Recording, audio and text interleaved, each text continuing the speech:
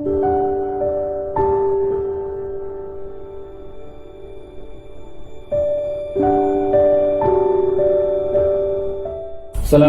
warahmatullahi wabarakatuh.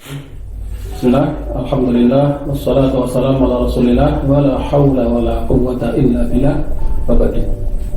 Saudara-saudaranya yang semoga senantiasa dirahmati Allah Subhanahu wa ta'ala, agama Islam adalah agama transaksional yang mengajarkan kita hitung-hitungan dalam perniagaan dengan Allah Subhanahu wa ta'ala yang pasti untungnya dan berpotensi menyelamatkan manusia dari kerugian yang sangat besar. Allah Ta'ala berfirman, ya ayyuhalladzina amanu hal adullukum ala tijaratin tunjikum min adzabin alim. Wahai orang-orang yang beriman, sukakah kamu aku tunjukkan sesuatu perniagaan yang dapat menyelamatkan kamu dari azab yang pedih? Tu'minuna billahi wa rasulihi wa tujahiduna fi sabilillahi bi amwalikum wa anfusikum dzalikum khairakum in kuntum ta'lamun. Yaitu dengan mengimani Allah Subhanahu wa ta'ala dan juga kepada Rasulnya dan berjihad di jalannya dengan harta kalian dan jiwa raga kalian. Yang demikian itu adalah lebih baik bagi kamu jika kamu mengetahui. Kesulitan adalah keniscayaan dalam kehidupan manusia, dan bahkan permasalahan adalah tabiat kehidupan di dunia. Dan bahkan sebagian gambaran kesulitan hidup di dunia yang akan diangkat oleh Allah Subhanahu wa ta'ala melalui perniagaan ini adalah kefakiran, yaitu berupa kemelaratan yang berpotensi mendekatkan seseorang kepada kekufuran, menjadi beban dalam kehidupan, dan tidak berdaya melakukan beragam kebaikan-kebaikan. Yang hal ini dahulu merupakan kondisi yang pernah dikeluhkan oleh para sahabat fakir kalangan Ansor kepada Rasulullah Sallallahu Alaihi Wasallam, bahwa mereka berkesimpulan kayaknya surga dengan kenikmatan abadi dan derajat yang tinggi telah diborong habis oleh saudara-saudara mereka yang kaya dengan harta mereka. Dan sebagian gambaran kesulitan hidup di akhirat yang juga akan diangkat oleh Allah melalui perniagaan dalam agama ini adalah saat berhadapan dengan timbangan amal di hari akhir. Jika berat amal baiknya, maka tempatnya di surga. Tetapi jika ringan timbangan amal baiknya, maka di neraka jahanam kekal selama-lamanya. Allah berfirman, فَإِذَا نُفِخَ فِي الصُّورِ فَلَا أَنْسَابَ بَيْنَهُمْ يَوْمَئِذٍ وَلَا يَتَسَاءَلُونَ. Apabila sangkakala ditiup, maka tidaklah ada lagi pertalian nasab di antara mereka pada hari itu, dan tidak pula mereka saling bertanya-tanya. Faman saqulat mawazinuhu faulaika humul muflihun. Barang siapa yang berat timbangan kebaikannya, maka mereka itulah orang-orang yang mendapat keberuntungan. Sebaliknya, wa man khaffat mawazinuhu faulaika alladziina khasiru anfusahum fi jahannama khalidun. Dan barang siapa yang ringan bobot amal baiknya, ringan timbangan kebaikannya, maka mereka itulah orang-orang yang merugikan dirinya sendiri. Mereka kekal di dalam neraka jahanam.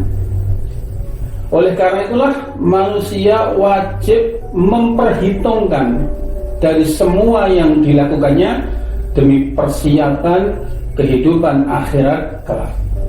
Allah Ta'ala berfirman, ya ayyuhalladzina amanu taqullaha wal tanzur nafsum ma qaddamat lighad wattaqullaha innallaha khabirum bima ta'malun. wahai orang-orang yang beriman, bertakwalah kepada Allah dan hendaklah setiap orang memperhatikan apa yang telah diperbuatnya untuk hari esok atau akhiratnya. Dan bertakwalah kepada Allah, sungguh Allah maha teliti terhadap apa yang kamu kerjakan. Dan perhitungan ini agar mereka tidak termasuk golongan yang menyesal. Allah Ta'ala berfirman, yaqulu ya laitani qaddamtu li hayati. Dan dia berkata, alangkah baiknya sekiranya dahulu aku mengerjakan kebajikan untuk hidupku ini. Di dalam ayat yang lain Allah berfirman, walau taro idil mujrimuna naqisu ru'usihim 'inda rabbihim. Dan alangkah mengerikannya pemandangan yang terlihat jika sekiranya kamu melihat orang-orang yang berdosa itu menundukkan kepalanya di hadapan Tuhannya. Rabbana absarna wa sami'na farji'na na'mal salihah inna muqinun. Mereka berkata, wahai Tuhan kami telah melihat dan mendengar, maka kembalikanlah kami ke dunia ini, niscaya kami akan mengerjakan kebajikan. Sungguh kami adalah orang-orang yang yakin. Allah juga berfirman, innal ladzina kafaru law anna lahum ma fil ardi jami'a wa mislahu ma.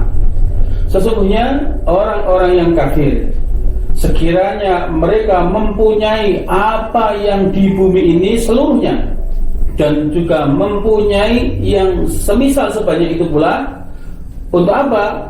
Liyaftadu bihi min adabi yaumil qiyamah, untuk menebus diri mereka dengan itu dari azab di hari kiamat. Ma tuqbila minhum, niscaya tebusan itu tidak akan diterima dari mereka. Walahum adzabun alim, dan bagi mereka memperoleh azab yang pedih. Maka momentum ibadah haji atau umrah adalah sarana yang Allah sediakan untuk menghilangkan kesulitan besar dunia dan akhirat yang berkepanjangan.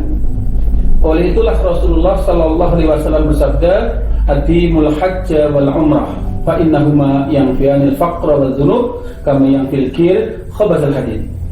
Rutinkan olehmu mengerjakan haji dan umrah, karena sesungguhnya keduanya itu menghapuskan kemelaratan dan dosa-dosa, sebagaimana proses penempaan oleh tukang pandai besi itu menghilangkan karat yang ada pada besi. Pada kenyataannya, manusia adalah makhluk yang lemah, sedikit amalnya dan bahkan singkat kesempatan hidupnya. Jika untuk menyelamatkan diri dari kesulitan besar di dunia akhirat hanya dengan amal-amal yang standar saja, maka belum sebanding atau sepadan dengan tujuan agung dari penciptaannya adalah beribadah kepada Allah. Berapa persen waktu mereka yang digunakan dalam hidupnya yang benar-benar digunakan untuk ibadah kepada Allah, hingga tidak ada yang diandalkan untuk bisa menyelamatkannya dari kesengsaraan abadi di akhirat, yaitu neraka. Oleh karena itulah Allah telah siapkan fasilitas berupa Baitullah yang diberkati untuk dikunjungi melalui syariat haji dan umrah sebagai sarana membebaskan diri dari kesulitan hidup di dunia dan akhirat dengan rahmat dan pertolongannya semata. Allah berfirman, inna awwala baitin wudi'a lin-nas lalladzi bi Bakkah mubarakah wa hudal lil alamin. Sesungguhnya rumah yang mula-mula dibangun untuk tempat ibadahnya umat manusia ialah Baitullah yang di kota Bakkah atau Makkah yang diberkahi dan menjadi petunjuk bagi semua manusia.